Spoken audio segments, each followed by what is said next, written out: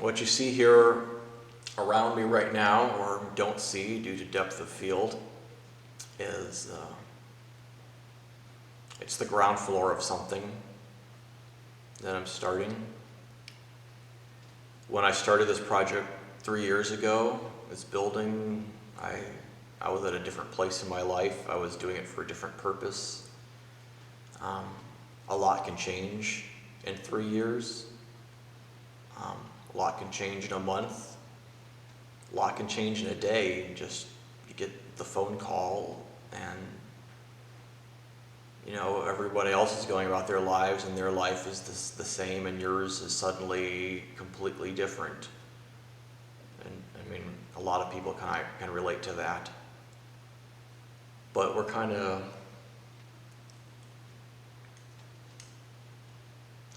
I'm at a point in my life where it's time to go in a new direction. I'm at a point in my life where circumstances, which I'm very grateful for, but I also acknowledge aren't, I'm not completely, it's not because I'm a genius or because I did something clever that anyone could do. It's because, circumstances turned out to work out for me.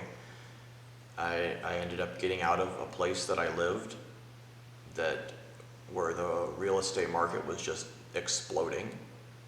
I happened to purchase something. I purchased it when the market was in a recession in 2008. It required a lot of work. I put a lot of work into the house, and I just sold it recently. And it's in a volatile real estate market that was completely exploding, and I didn't buy the house with a bunch of money or anything. I used a mortgage like everybody else, but through circumstances, it ended up being that I could sell it for enough to pay off the mortgage and have enough left over to start something new. And this building, I was gonna hire a lot of people to help build it, and that's not what ended up happening. I ended up not being able to really find a lot of help. Not to say that nobody helped, people helped at various points, but I also did quite a lot of this building myself, having no construction experience. I've seen reconstructing experience. There's a lot of similarities and a lot of differences. And fortunately, I got to the point where because we were able to do so much ourselves, we don't have a mortgage on this space that's in the middle of nowhere, and I'm very thankful that I'm in the middle of nowhere with things going on in the world right now. The last thing I would want to do is be in a large city. And, people talk about and all this stuff going on, and you see it on TV, and it's life here is just it's very bizarre. It's like everybody else is living in a different reality because not a lot has changed. They got, like the corporate stores, like the Lowe's, they got the stupid stickers on the floor, stand 6 feet apart, because the sign says so.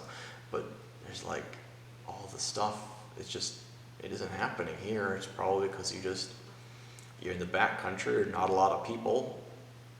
People are just kind of living apart anyway. But, that's really,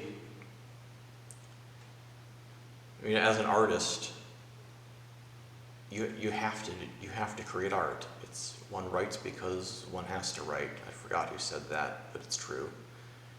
It's true of art. One draws because one has to draw. One composes because they have to get the music out of them.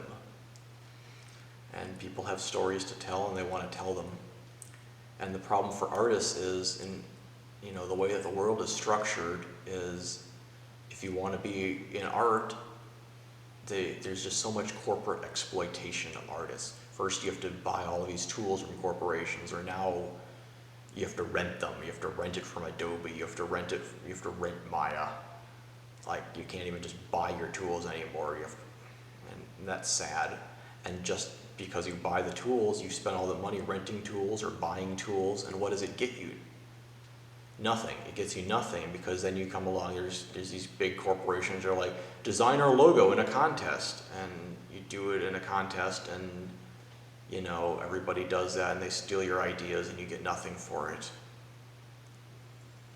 So there's the contest exploitation, there's just this reality that the more the media gets consolidated by these big companies, the less and less people that they need, and it becomes a giant business, and it's not, you can't create art. So how do you function as an artist when you want to create art, but you're like, well, I also have to eat food, and you know, the world is rigged so that you can't just go to the middle of nowhere and do nothing. And there's people that are full of shit that sell you dreams, like, here's how you make 8 figures, and because that's how you get free. Oh no. That's a lie. They say that get-rich-quick schemes are a scam. Okay, everyone pretty much agrees with that. But I think being rich, full stop, being rich is the scam. Money is the scam. And it seems like every time people say something like, well, you know, if doctors can cure all these things, why are people dying of things that could be treated because they don't have the money? It seems like if money is the problem, then maybe money is the problem. So I think the key to truly being free is getting to a place where you're not dependent on money, and that's a hard thing to say, but it requires a different mindset, because you can't be at a place where you're not dependent on money when you, and you know, there's things you can say, well, I have to eat, I gotta pay the rent, and of course there's things that cost money, but there's also things that you can fight for too, that, you know, you can buy land somewhere where land is cheaper. You can build things yourself instead of hiring contractors. You can do a lot of things yourself there's so much, people have so much potential that they don't realize it. You know, the water heater breaks, oh God, I have to pay the plumber $500. Well, if the water heater is leaking on the floor, you need to replace the water heater. If it's not leaking on the floor and it's just not heating the water, it's probably just the element, which is a $10 part, and they go out like light bulbs. It's basically like changing a light bulb, except you either have to drain the tank, or if it's in a room where you don't care that the floor gets wet, you can just turn off the power, pull the element out, with the power off, pull it, because it's electrical, it's 240 volts, you just turn the power off, pull the element out, some water will splash all over you, you wet yourself, but then put it back in and wire it back up, turn the power on. $10 part instead of a $600 bill. There's so many things that you can do if you know how to do them, and a lot of it is just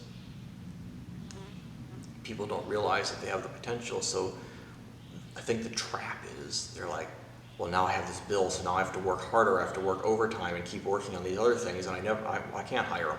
I can't do my own water heater. I don't have time for that. I'm too busy working. But that's looking at it backwards, I think. It's looking at it backwards. Because the harder you work, the more things you need to pay for. I'm working harder now, I gotta pay for daycare. I'm working harder now, I gotta pay for somebody to mow my lawn. I'm working harder now, I gotta pay for my groceries. I gotta pay for someone else to grow my food for me. I'm working harder, I have to pay for somebody else to educate my children. But this is something that's only come about in the past 100 years or so. If you get to the point where people just own their own land, build their own house, raise their own children, educate your own children, grow your own food, sew your own clothing, barter for what you need. You don't need money. You can work half as much. You work hard, but you work half as much as you are doing some corporate rat race where you're being exploited as some worker bee in this giant, conflagration that we call society.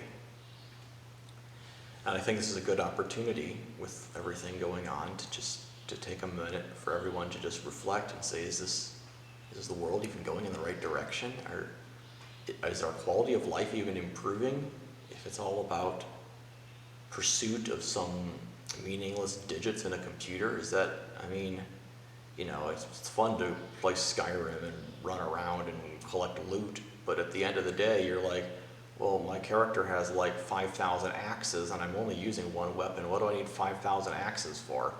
And I already bought 12 houses, and I got all the stupid gems to build the crown, and what else do I need? like, you don't. And at that point, what you do is you're like, this game's boring. I'm gonna start over with a new character, and you do. So it's like, there's people that are like, if only I just had another 10,000 a year income, and you think about these things, and when you get down to it, the crux of it is, what happens if you do get rich? What am I going to do with this? What do I need look, I can only use one bathroom. Do I need this building, this place I'm building? It's got one bathroom. I don't need more than one bathroom. It's got one bedroom-ish thing. It's sort of like a little studio. It's like an artist studio. See, like what, as an artist, what would your dream space be? And you think about it realistically, not just having a bunch of ridiculous things because they seem cool, but realistically. Some shop space, a little bit of studio space, space where I can do messy things like working with clay or somewhere where you can work with stuff like what is that, like plastic and what is that shit called? Epoxies, where you can work with like epoxies and stuff that you don't want to get on the floor. Space to set up a computer or a couple of computers if you need, have one rendering while you're actually working on something else. And the needs are actually pretty simple. And what does it cost to build a place like this? Well, not much, to be honest. Probably about $80,000. You're like, oh my God, I don't have $80,000. Yeah, but think about what it would cost you to buy a property that's already got a 3,000 square foot. Just call it a house. A 3,000 square foot house. How much we spend on that? $450,000 these days is ridiculous. And you'd have a tiny garage. It's not really. You can do kind of some stuff in there, but this thing's tiny. It's like a 900 square foot little living room, little kitchen, little bathroom, and then 2,000 square feet of just open floor space. Shop space, workshop, studio space, just creative space. It has nothing in it. And that's another thing is that, they talk about how much it costs to build per square foot. If you have nothing inside, if it's just a big old open empty space, it's basically like a barn is what I have. This side of the building, it's just a big old giant barn, and there's nothing in it, and it doesn't cost a lot to build a giant barn. Especially if you don't hire people to do it. Now, if you hire someone to do it, then you have a fortune, but you don't need to spend that much. You don't need to spend a fortune on stuff. But I think what I was getting at there was that money's a trap. And if you're an artist, you have to embrace who you are. You're a person that has stories to tell, or thoughts or ideas to convey and communicate, and as part of it's just something that's inside your soul that you need to get out.